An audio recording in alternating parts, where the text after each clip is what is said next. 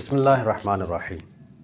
حضرت بایزید بسطامی رحمۃ اللہ علیہ ایک دن اللہ تعالیٰ کی برگاہ میں عرض گزار ہوتے ہیں کہ اے میرے مولا، مجھے کچھ ایسا بتا جس کو اپناؤں تو تیرا بہت زیادہ قرب نصیب ہو جائے۔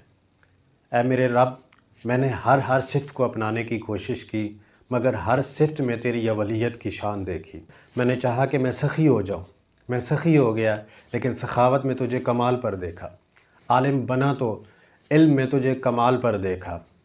معافی و درگزر کو اپنایا تو تجھ سے زیادہ معاف کرنے والا کوئی نہ دیکھا۔ ہادی بنا تو ہادی دیکھا، شفیق بنا تو شفقت فرمانے والا دیکھا۔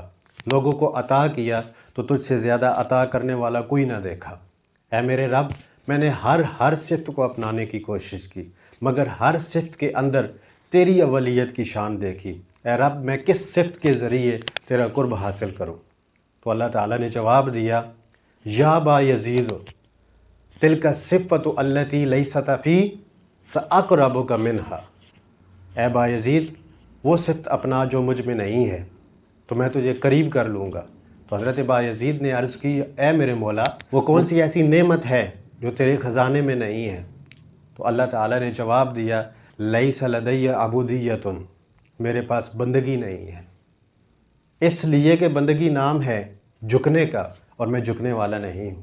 اس لیے کہ بندگی نام ہے کمزوری و تواضع کا، اور میں کمزوری و تواضع سے پاک ہوں۔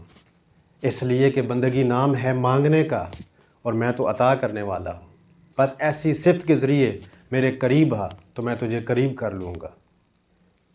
سراپا بندگی کا لباس پہن کر میرے پاس آ، کمال عاجزی، کمال انکساری، کمال خضوع اور سراپا بندگی بن کر میرے پاس آ، تجھے قریب کر لوں گا۔ یہ قرب کی عظمت ہے۔ قرب کا کمال عبدیت و بندگی میں ہے۔ انسان کا اتنا کمال کسی صفت میں نہیں ہے جتنا کمال بندگی و عبدیت میں ہے۔ جو عاجز ہوتے ہیں اللہ تعالیٰ انہیں کمال عطا کرتا ہے۔